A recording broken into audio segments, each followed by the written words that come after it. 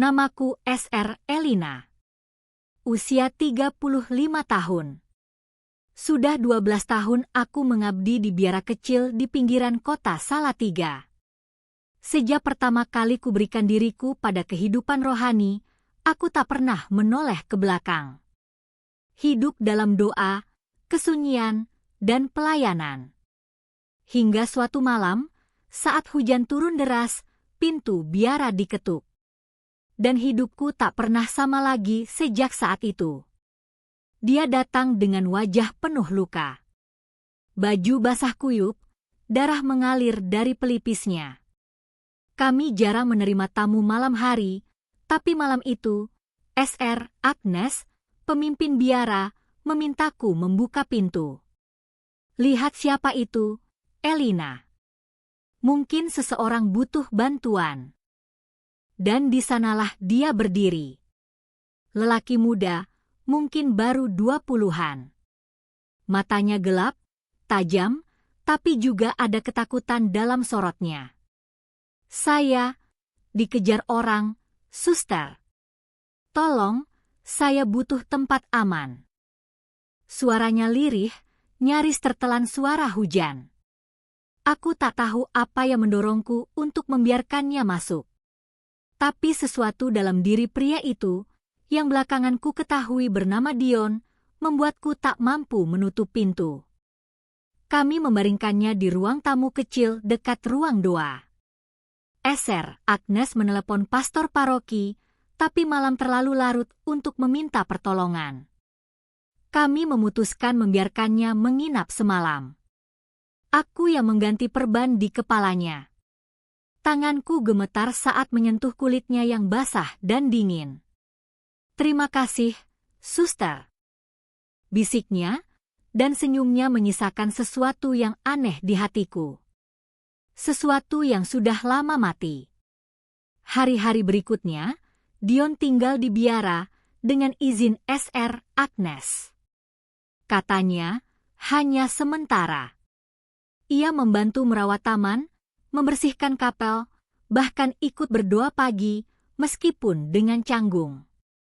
Tapi setiap kali dia lewat, aku merasakan sesuatu berdesir di dadaku. Aku mulai menghindarinya. Aku tahu perasaan ini salah. Aku adalah pengantin Kristus, hidupku bukan untuk dunia. Tapi tubuhku, hatiku, mulai melawan. Dion tak pernah bersikap kurang ajar. Justru karena itu, aku semakin takut. Suatu malam, saat aku sedang berdoa di kapel sendirian, aku mendengar langkah kaki. Kupikir itu SR Agnes, tapi ternyata Dion. Maaf, suster, saya hanya ingin duduk sebentar.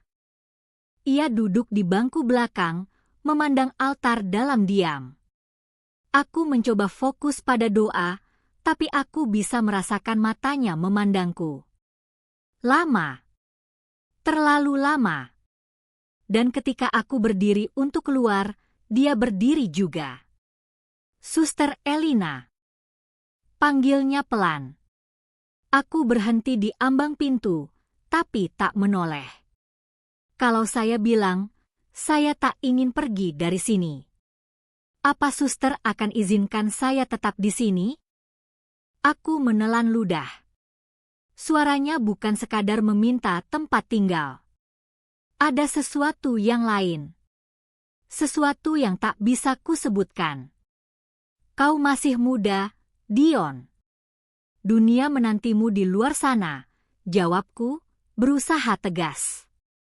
Tapi dunia itu yang hampir membunuh saya. Di sini, saya merasa hidup. Langkahnya mendekat. Dan setiap kali melihat suster, saya merasa tenang. Aku menoleh. Matanya langsung bertemu mataku. Tak ada jarak di antara kami. Hanya napas yang saling menyentuh. Dion, jangan, bisikku. Tapi suaraku nyaris tak terdengar. Dia tidak menyentuhku. Tidak malam itu. Tapi tatapan itu lebih menusuk daripada ciuman paling liar sekalipun. Sejak malam itu, aku tak bisa tidur. Setiap malam, aku berdoa lebih lama. Tapi setiap doa malah membawa bayangan Dion ke dalam benakku. Senyumnya, suaranya, bahkan bekas darah di pelipisnya saat pertama kali datang. Aku merasa seperti pendosa, tapi juga merasa hidup. Malam berikutnya, aku menemukan surat kecil di ruang kapel. Tanpa nama. Tapi aku tahu siapa yang menulisnya. Jika aku berdosa karena mencintaimu, biarlah aku terbakar di neraka. Tapi kalau cinta ini datang dari Tuhan, mengapa terasa begitu damai? Aku menyobek surat itu, membuangnya ke tempat sampah. Tapi kata-katanya tertanam di hatiku. Dan malam itu, untuk pertama kalinya dalam hidupku, aku bermimpi tentang seorang pria. Tentang Dion. Tentang bibirnya yang menyentuh leherku. Tentang tangannya yang merengkuh pinggangku. Aku terbangun dengan tubuh berkeringat, dan air mata mengalir dari mataku. Ya Tuhan, ampuni aku. Tapi pagi harinya, saat kulihat Dion menyiram bunga mawar di taman dengan wajah tenang, rasa bersalah itu berubah menjadi kerinduan. Aku ingin berada di sisinya. Meski hanya duduk. Meski hanya diam. Tapi aku ingin. Aku mulai menghindari taman. Menghindari dapur. Menghindari semua tempat di mana kemungkinan kami bisa bertemu hanya berdua. Tapi Dion, seolah tahu semua langkahku, selalu muncul di saat aku paling tak siap. Pagi itu, aku sedang menyapu lantai aula kecil dekat ruang makan, ketika suara langkah lembut mendekat dari belakang. "Suster Elina," katanya pelan. Suaranya seperti malam yang tenang setelah badai. Aku pura-pura tak mendengar. "Suster, tolong, jangan hindari saya." Aku berhenti menyapu. Tapi tak menoleh. Jantungku berdebar. Aku tahu ini salah, tapi aku tak bisa membohongi perasaanku. Sejak malam itu, sejak malam pertama aku melihat suster, aku tahu ada sesuatu yang tak bisa kujelaskan. Sesuatu yang menarikku dan membuatku bertahan. Aku menggigit bibirku. "Dion, kau harus pergi. Ini bukan tempat untukmu." Aku tahu. Tapi hati ini bukan milikku lagi. Hatiku sudah tertinggal di matamu, suster. Aku menutup mata. Air mata mulai menetes. Aku tahu apa yang aku rasakan, tapi aku tak punya hak. Aku adalah milik Tuhan. Tapi kenapa Tuhan mengirim pria ini ke dalam sunyiku? "Pergilah, Dion," kataku lirih. Sebelum segalanya terlambat. Tapi yang kulihat saat berbalik adalah mata Dion yang penuh luka. "Sudah terlambat, suster. Aku sudah mencintaimu." Hari itu aku berpuasa. Aku tidak makan, tidak minum, tidak bicara. Aku hanya berlutut di kapel, meminta kekuatan. Tapi bahkan cahaya lilin pun seolah mencemoohku. Karena setiap kali ku pejamkan mata, wajah Dion hadir, semakin nyata, semakin dekat. "Eser," Agnes memanggilku sore hari. "Elina, kamu terlihat pucat. Kau tak sedang sakit, kan?" Aku menggeleng. "Hanya kurang tidur, suster." Dia menatapku lekat. "Ada sesuatu yang ingin kamu ceritakan?" Aku hampir saja membuka mulut. Tapi suara Dion menggema dalam hatiku. "Hatiku sudah tertinggal di matamu." "Maaf, suster. Aku hanya lelah." "Kalau begitu, istirahatlah malam ini. Aku yang akan memimpin doa malam." Aku mengangguk dan segera kembali ke kamarku. Tapi aku tak istirahat. Aku hanya duduk di tepi ranjang, memandang salib kecil yang tergantung di dinding. Tuhan, apakah cinta ini kutukan? Atau anugerah yang datang terlalu terlambat? Malam itu, suara ketukan pelan menggema di pintu kamarku. Tok, tok, tok. Aku membeku. Siapa yang mengetuk pintu biara malam-malam begini? Elina, ini aku, Dion. Dadaku mencelos. Pergi, Dion. Kita tak boleh. Aku hanya ingin bicara. 5 menit saja. Di taman belakang. Aku diam. Tidak menjawab. Tapi kakiku bergerak sendiri. Jemariku membuka pintu. Dan malam itu, aku menyelinap dari kamarku. Dengan jubah panjang dan rosario di tangan, aku berjalan pelan ke taman belakang. Dion sudah menunggu. Berdiri di dekat patung Maria, di bawah cahaya bulan. Maafkan aku, katanya. Aku tahu ini salah. Tapi aku tak tahu harus bagaimana lagi. Aku menunduk. Tak sanggup menatap wajahnya. Aku akan pergi besok. Aku akan keluar dari biara ini. Tapi sebelum itu, aku harus tahu satu hal. Apa? Apakah suster mencintaiku juga? Pertanyaan itu menusukku lebih tajam dari duri manapun. Aku menggigit bibir. Jemariku gemetar. Jawab aku, Elina. Bukan sebagai suster, tapi sebagai perempuan. Dan saat aku mengangkat wajahku, air mata mengalir. Ya, Dion. Aku mencintaimu.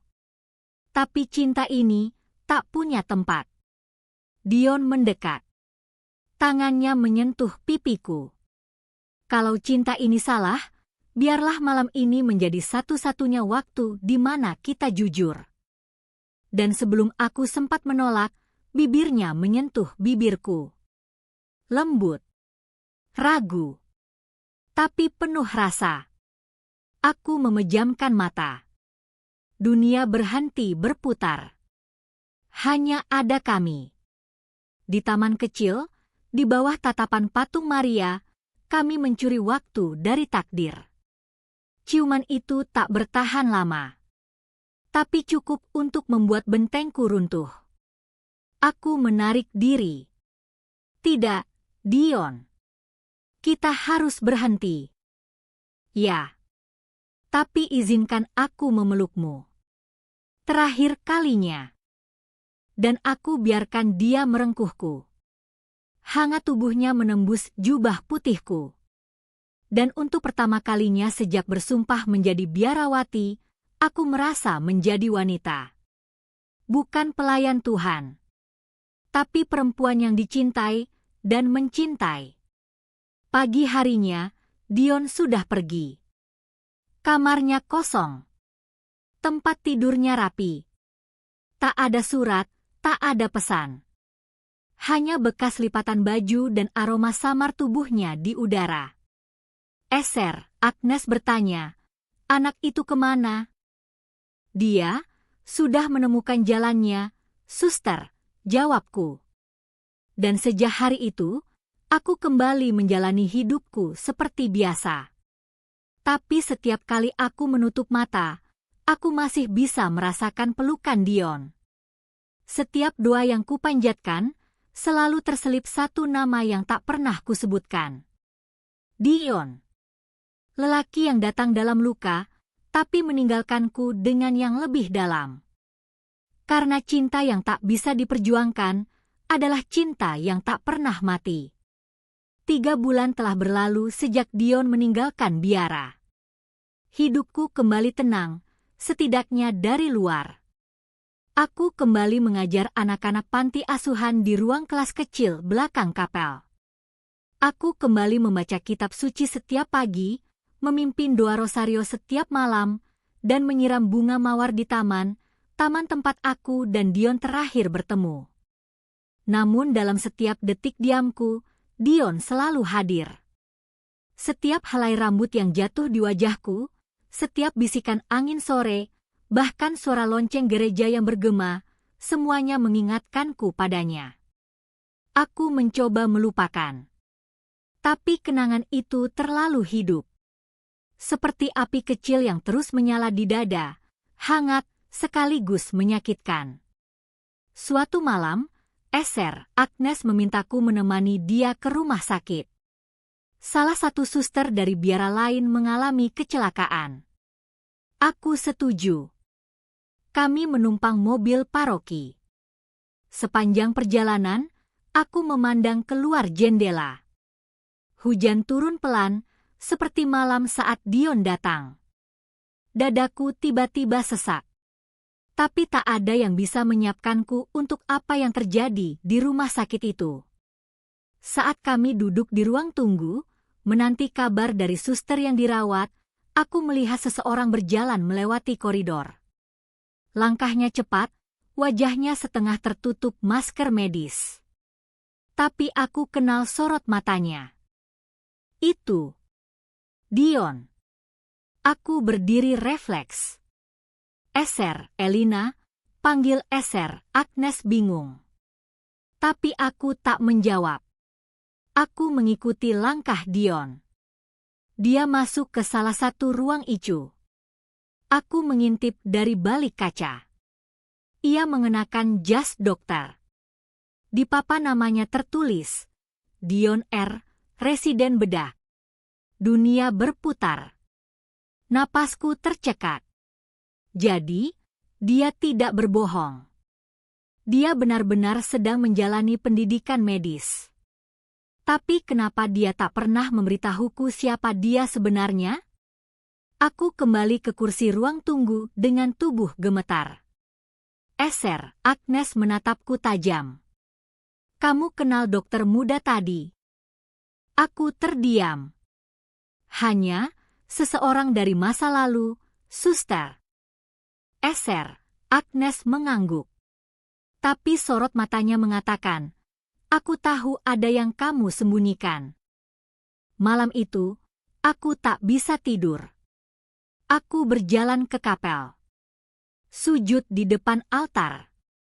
Tuhan, kenapa kau temukan aku lagi dengannya? Apakah ini ujian? Atau kau hanya ingin mengoyak luka yang belum sembuh? Keesokan harinya, tanpa sepengetahuan siapapun, aku kembali ke rumah sakit.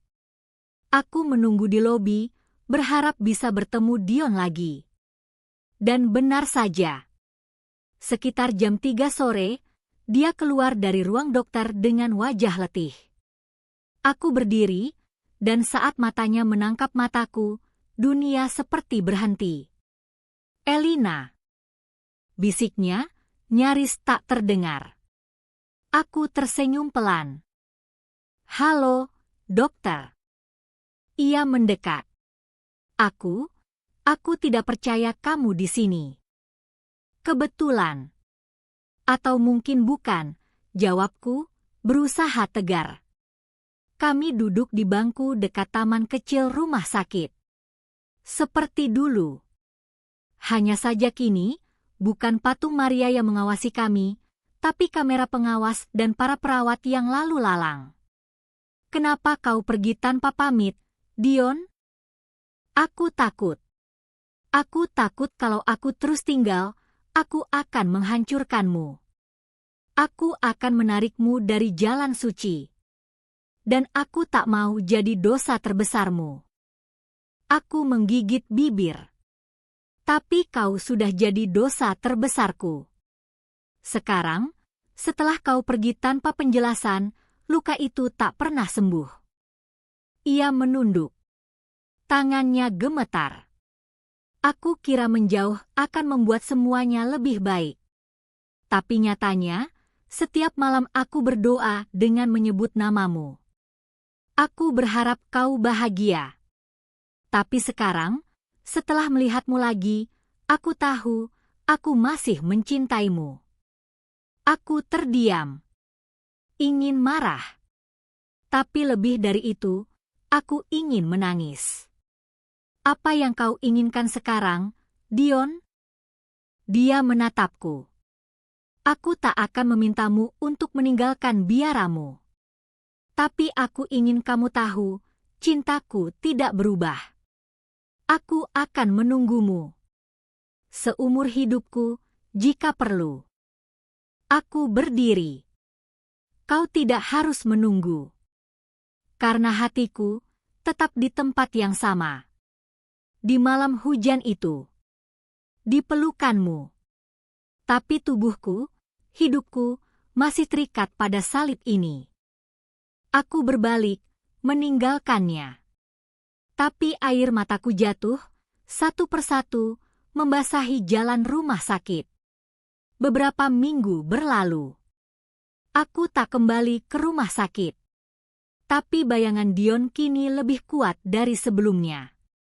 Setiap kali aku melihat anak-anak di kelas, aku membayangkan seperti apa Dion saat kecil. Setiap kali aku menyapu taman, aku bisa merasakan aroma tubuhnya menempel di daun.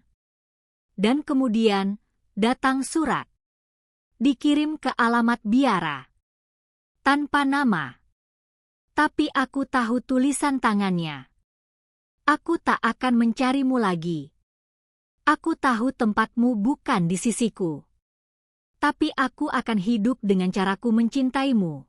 Dalam diam, dalam doa, dalam luka yang tak kututup. Kau tetap biarawati untuk dunia. Tapi untuk hatiku, kau tetap Elina. Aku membacanya dengan tangan gemetar. Dan malam itu, aku tak berdoa. Aku hanya menangis. Untuk cinta yang tak bisa kuperjuangkan. Untuk pria yang tak bisa kupeluk. Dan untuk diriku sendiri yang kini tak lagi utuh. 1 bulan kemudian, aku menerima kabar rumah sakit tempat Dion bekerja mengadakan program kesehatan untuk biara dan panti di sekitar kota. Mereka akan datang ke biara kami, termasuk Dion. Dan aku tahu, waktu tak akan lagi memberiku tempat untuk bersembunyi. Hari itu akhirnya datang. Sebuah minibus putih berlogo rumah sakit berhenti di depan gerbang biara kami.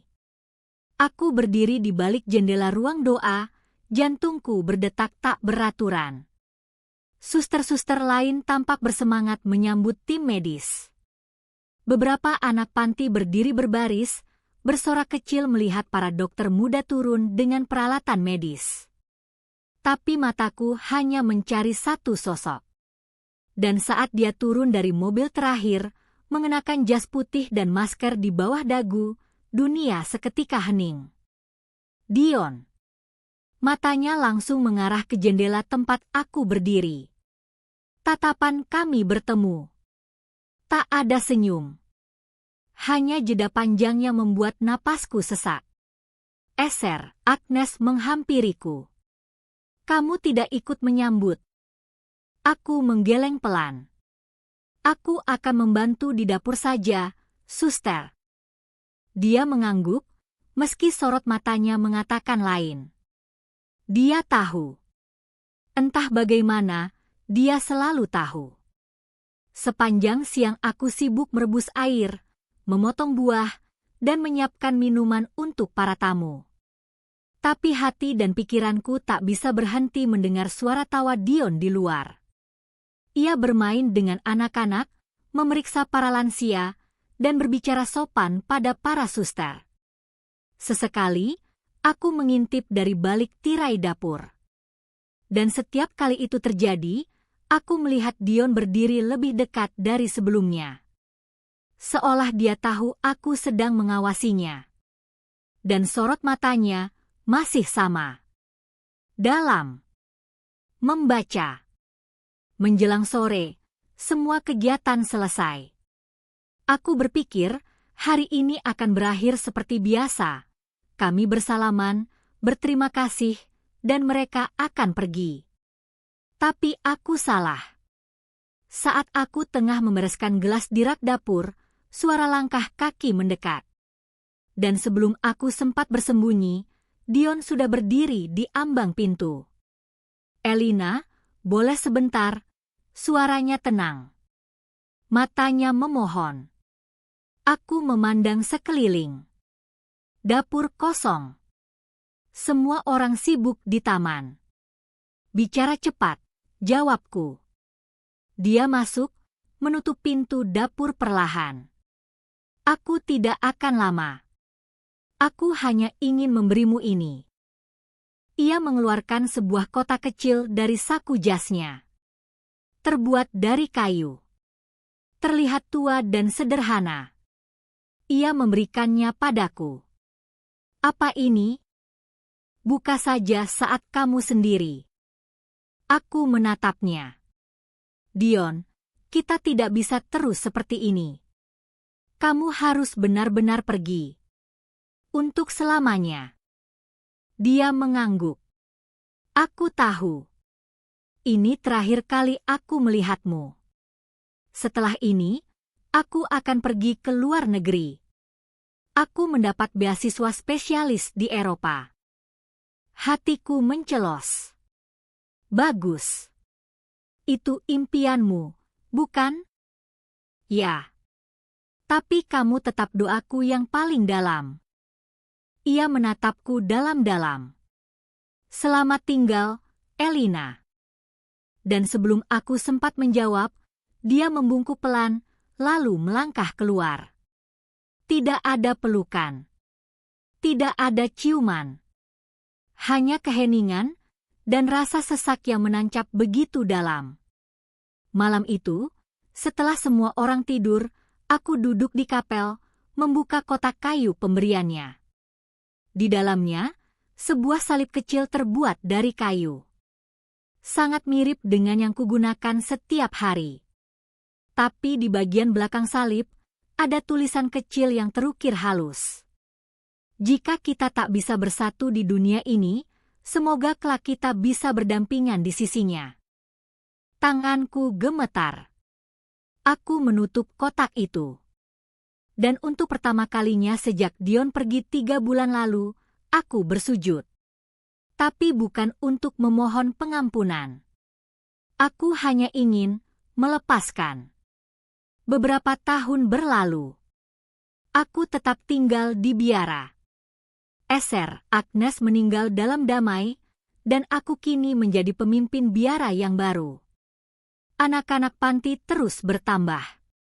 Kehidupan berputar seperti biasa. Sampai suatu malam, saat badai besar melanda kota, seorang anak kecil diketuk di gerbang biara. Tubuhnya basah kuyup. Dia menangis. Namanya Revan. Umur 5 tahun. Ia ditinggal di rumah sakit oleh seorang wanita misterius yang menghilang begitu saja. Kami menerimanya. Merawatnya. Dan lama-lama, aku menyadari sesuatu yang tak bisa kutolak. Anak itu mirip sekali dengan Dion. Wajahnya, matanya, bahkan senyumnya. 10 tahun kemudian, saat Revan tumbuh jadi anak cerdas dan periang, aku menerima surat dari luar negeri. Surat itu ditulis tangan dengan tinta hitam yang mulai memudar. "Elina, jika surat ini sampai, berarti aku sudah tidak ada di dunia. Aku mengidap penyakit langka, dan selama 2 tahun terakhir, hidupku hanya bergantung pada alat. Aku tak pernah menikah. Tak pernah punya siapa-siapa. Tapi sebelum aku pergi, aku menitipkan seseorang pada dunia. Revan. Ya, anak itu darah dagingku. Ibunya, wanita yang singgah sebentar dalam hidupku saat aku mencoba melupakanmu. Tapi aku tak pernah bisa. Revan adalah penyesalanku, sekaligus harapanku. Aku tahu, dia lebih aman bersamamu. Maafkan aku. Aku mencintaimu selamanya. Dion." Tanganku lunglai. Air mataku jatuh di surat itu. Revan, yang sedang menggambar tak jauh dari ruang kerjaku, menoleh dan tersenyum padaku. "Ibu Elina, gambarku bagus?" Aku mengangguk, menahan tangis. "Bagus sekali, Revan, bagus sekali." Dan saat anak itu memelukku dengan pelukannya yang hangat, aku tahu Dion tidak benar-benar pergi. Sebagian dirinya masih hidup di sini bersamaku, dalam bentuk lain, dalam takdir yang tak bisa ku mengerti. Cinta kami tak pernah punya tempat, tapi Tuhan memberinya bentuk lain. Sebuah pelukan, sebuah panggilan ibu, dan seutas senyum dari seorang anak yang membuat dunia ini terasa utuh kembali. Revan tumbuh seperti pohon yang disiram air hujan pertama setelah musim kemarau panjang. Cepat, subur, dan penuh harapan. Setiap langkah kecilnya di lorong biara seolah menghapus jejak air mata yang dulu tak pernah kering. Dan aku mulai kembali bernapas. Tapi bukan berarti luka itu hilang. Luka karena Dion, atau lebih tepatnya, karena cinta yang tak pernah mendapat ruang untuk tumbuh. Cinta yang hidup dalam diam, dan kemudian diwariskan dalam bentuk lain. Seorang anak laki-laki yang memanggilku, Ibu Elina, tanpa tahu bahwa darah yang mengalir di tubuhnya adalah bagian dari cinta yang terlarang. Revan tak tahu siapa ayahnya. Aku tidak pernah menceritakan kisah tentang Dion. Aku hanya mengatakan, ayahnya orang baik yang pergi terlalu cepat. Anak itu tidak pernah bertanya lebih jauh. Tapi setiap kali ia melihat salib kayu kecil yang kusimpan di meja samping tempat tidur, dia berkata, "Salib ini indah ya, Bu. Kayak punya perasaan." Dan aku hanya tersenyum, menahan genangan yang mulai naik ke pelupuk mataku. Suatu malam, Revan demam.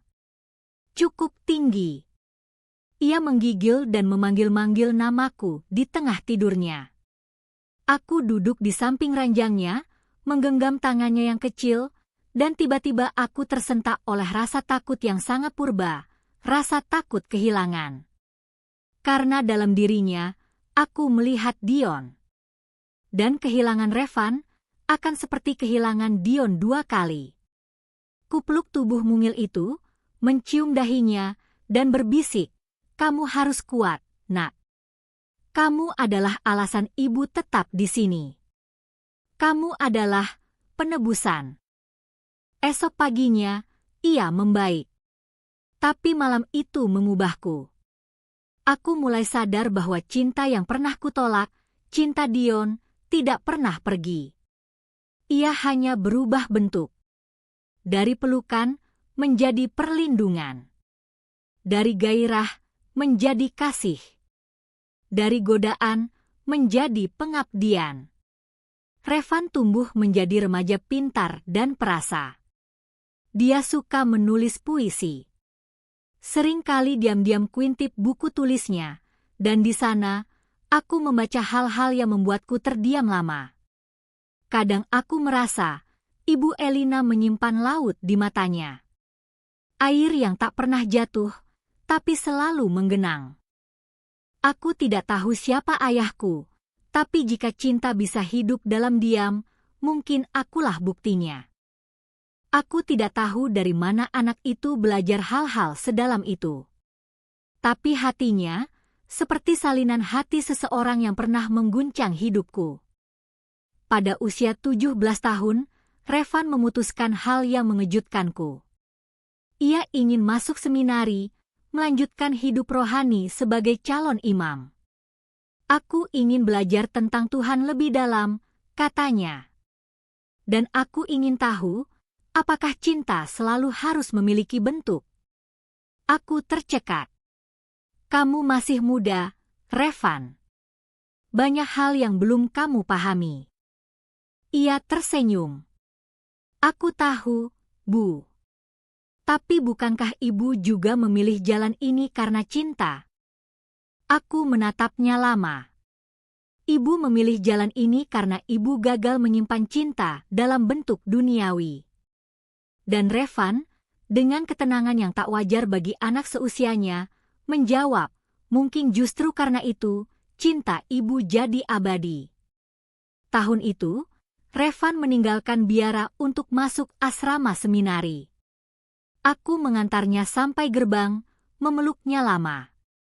Dalam pelukan itu, untuk pertama kalinya, aku membisikkan sesuatu yang selama ini kupendam. Ayahmu sangat mencintai ibu. Tapi dunia terlalu sempit untuk cinta kami. Jadi Tuhan menjadikannya luas lewat kamu. Revan menatapku, air mata mengalir di pipinya. Tapi dia tak bertanya. Hanya menggenggam tanganku erat, lalu melangkah pergi. Dan saat tubuhnya menghilang di balik pagar tinggi seminari, aku tahu, satu bagian dari hidupku telah selesai. Tapi bagian lainnya baru dimulai. Sekarang, di usiaku yang sudah lewat setengah abad, aku duduk di bangku taman biara, taman yang dulu jadi saksi pertemuan terakhirku dengan Dion. Mawar-mawar putih mekar pelan, tertiup angin petang yang lembut. Dan di pangkuanku, salib kayu kecil itu masih kugenggam. Aku tidak pernah menjadi istri. Tidak pernah menjadi kekasih. Tapi aku menjadi ibu. Dan menjadi saksi bahwa cinta yang terlarang bukan berarti cinta yang salah. Cinta hanya perlu bentuknya sendiri. Bukan semua cinta harus dimiliki. Tapi setiap cinta punya tujuan, punya warisan. Dan aku mewariskannya pada Revan. Dalam dirinya, Dion hidup kembali. Dalam matanya, aku melihat harapan. Dan dalam senyumnya, aku melihat Tuhan. Karena siapa bilang cinta dan iman tak bisa berdampingan? Mungkin justru di titik paling rapuh dalam hidup manusia, saat cinta dan iman saling bertubrukan, di sanalah Tuhan hadir. Bukan untuk menghakimi, tapi untuk mengajari. Bahwa cinta sejati tidak perlu pelukan untuk menguatkan. Cukup diam. Cukup setia. Cukup menghidupi. Dan cukup untuk bertahan.